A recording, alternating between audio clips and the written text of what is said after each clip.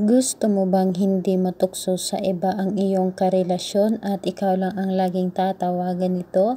Kung yes, please continue watching. Hello mga guys, kumusta kayo? Panibagong araw, panibagong video na naman tayo. At sa araw na ito ay isa na namang video ang ating ituturo sa inyo na simpleng gabay o simpleng pamamaraan na makakatulong sa atin. At bago ang lahat, gusto ko lang mag-disclaimer sa mga taong hindi naniniwala o hindi gusto ang kagaya nitong video. Please skip this video and maghanap kayo ng videos na gustong-gusto nyo dahil ang video na ito ay para lamang sa mga taong naniniwala and gusto mag-try. And ayun, gusto mo bang hindi matukso sa iba ang iyong karelasyon at lalong ikaw lang ang tatawagan nito? Itong ating gagawin ngayon ay napakasimple lang at napakadali ng ating mga materialis. And bago ang lahat, sa mga gustong makita kung meron bang tumalab sa ating mga ginagawang ritual, i-search nyo lang ang ating Facebook group na kung saan nandoon lahat ang mga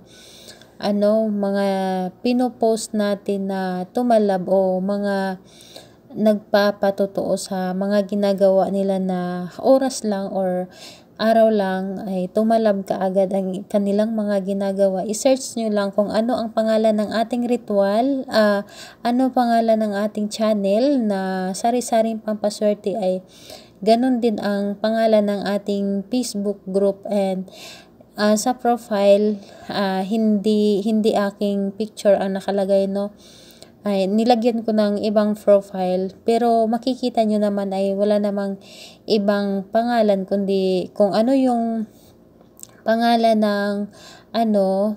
ng ating channel ay ganun din ang pangalan ng ating Facebook group. And makikita nyo naman doon, pag search ninyo ng sari-saring pampaswerte, ay makikita nyo kaagad yung aking picture dahil makikita naman yun doon sa admin.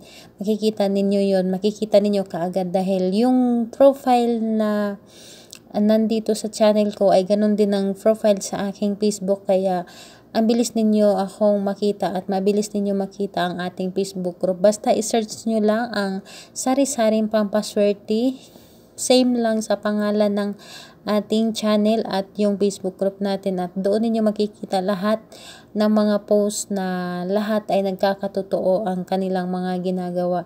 And ayun, kung gusto niyo sumali, i-search nyo lang at i-accept ko kayo. Ngayon, sa ating gagawin ngayon ay para hindi matukso sa iba ang iyong karelasyon at ikaw lang ang laging tatawagan nito at maging sweet pa talaga ito sa iyo. Una, kumuha tayo ng clear na baso. Kailangan clear talaga tulad nito. Kailangan glass. And sis, pwede bang plastic at basta transparent? Yes, pwedeng plastic. Basta transparent lang. Ito yung nakikita talaga tulad nito. Napaka-clear, no? Basta clear lang talaga, kahit plastic ay okay lang. At pwede rin naman na disposable glass na ating kakailanganin. At kumuha tayo ng maliit na papel, isang butil na bawang, syempre hindi mawawala ang ating panulat. Sa panulat naman ay kahit anong kulay ng panulat ay pwede ring lapis. Kahit anong panulat na meron ka dyan ay pwede naman. Wala naman itong pili sa panulat kung anong meron ka dyan na pwede nating isulat. Ngayon, bago natin ito gagawin, sa mga nagtatanong sa akin, nagmi-message sa akin, bakit daw ang tagal na tumalab yung sa kanila o hindi pa tumalab. Kapag gagawa tayo nito, pagkatapos natin gumawa ng mga ritual, kahit anong ritual, basta kapag natapos natin ito gagawin, kailangan burahin natin ito sa isipan, kasi may nagmi-message sa akin, sila daw yung parang nababaliktad. Syempre, bakit naman hindi mababaliktad sa inyo? Baka hindi ninyo sinunod o ginawa ng tama ang aking tinuturo dito. Tapos ginawa ninyo, iniisip ninyo palagi, dapat kapag gagawa kayo ng ritual, burahin nyo talaga ito sa inyong isipan. Huwag ninyong i-force na gumawa kayo ngayon ay agad-agad na parang pino-force ninyo ang ritual na agad-agad kontakin kayo o tumalab, huwag ganon, dahil nananadya ang ating ritual the way na hinihintay ninyo, mas lalo siyang tumatagal. Pero kapag gagawin ninyo ito tapos burahin ninyo sa inyong isipan na back to normal kayo, na alam ninyong parang wala kayong ginagawa, ay makikita nyo na lang, magugulat kayo, no? Sana ganun, yun lang talaga ang aking kailangan na i-ano nyo talaga, focus, positive, huwag mag-isip ng negative kapag gumawa ng ritual, at burahin talaga ito sa isipan kapag natapos. At please lang, huwag ninyo ipagsasabi kahit sa akin, sa kanyo na sabihin kapag tumalab na, dahil yung iba nagmi-message sa akin na sa Messenger, sis, ginawa ko ngayon. Wag naman ganon, please lang. Ako'y nakikiusap sa inyo, kapag kakagawa nyo pa lang o nagpaplano pa lang kayo, wag ninyo muna i-message sa akin, sa kanyo na lang i-message kapag aramdam ninyo na o tumalab na. And ayun, umpisahan na natin. Isulat natin ang totoong pangalan at apelyido ng ating gagawan. Kailangan totoo talaga, hindi pwede yung tawagan nyo lang. Kailangan totoo talaga, at make sure ninyo na correct spelling. Sis, pwede ba isali yung middle name niya dahil marami siyang kapangalan? Yes, pwede.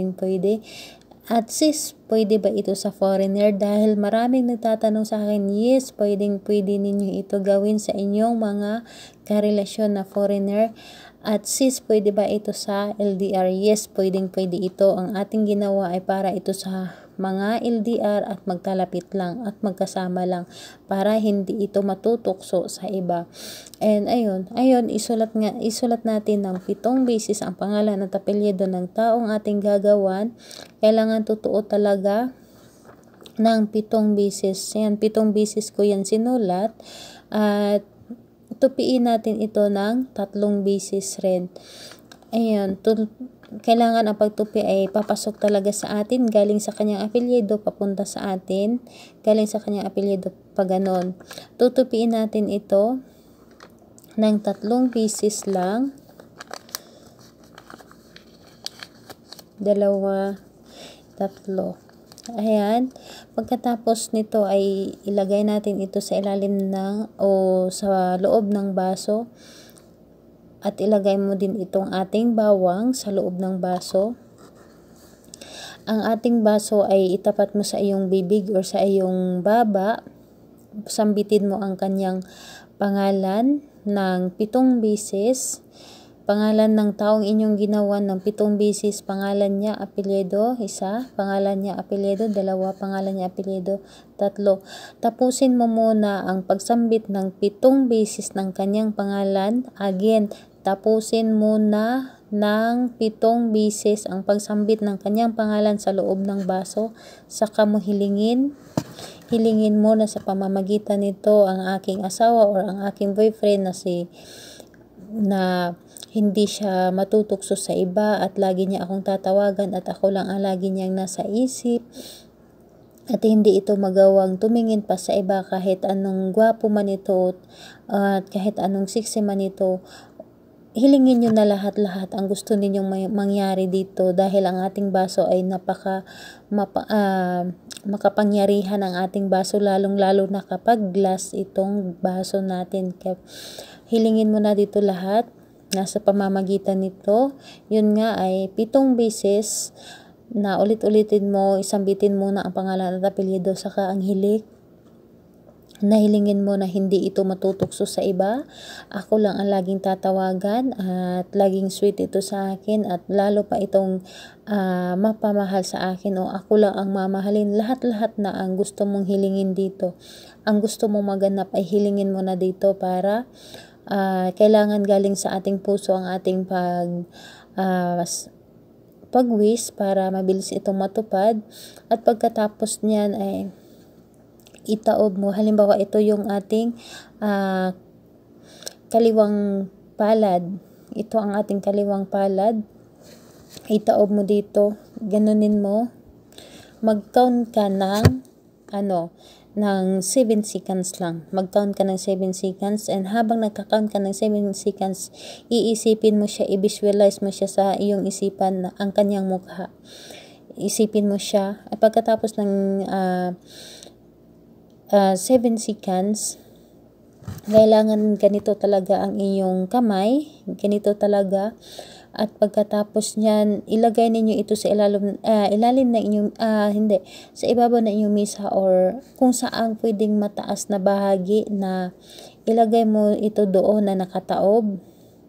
Ilagay mo ito doon na nakataob. Kailangan kapag nakalagay ay yung maano talaga na hindi kailangan nakataob siya talaga, yung tulad nito ay nakataob siya. Nakataob lang siya doon sa inyong lalagyan, basta't sa ibabaw lang ito na bahagi. At please lang, wag ninyo itong ipagsasabi, at ingatan ninyo na walang makakakita. And iyon na nga, burahin ninyo ito sa inyong isipan kapag nagawa ninyo ito. Wag ninyo itong laging iisipin, at wag ninyong hintayin, at dahil nananadya at kusa itong tatalab at kayo mismo ang makakaramdam nito. Insis, kailan ba natin ito gagawin? Gagawin natin ito ng Tuesday or Friday. Pwede rin naman sa ibang araw, basta magsuot ka lang ng pulang damit sa pang-itaas. And sis, kailan ba natin ito kukunin? Kukunin lang natin ito kapag ramdam mo na tumalab na ang iyong ginawa, o ramdam mo na lagi ka na niyang tinatawagan, o nagiging sweet siya sa iyo, o hindi na natutokso. Kumbaga ikaw mismo nakakaramdam na may pagbabago sa inyong dalawa, o may pagbabago kung paano kanya itrato. And ayun lamang po, kung may mga katanungan kayo, kung meron man kayong hindi naintindihan dito, mag-comment lang kayo sa baba para ma-replyan ko kayo. At kung may suggest or may mga request kayo, paki-comment rin sa baba para ma-replyan ko kayo. And don't forget to subscribe to my channel. Mag-iingat kayong lahat. Bye bye everyone. God bless.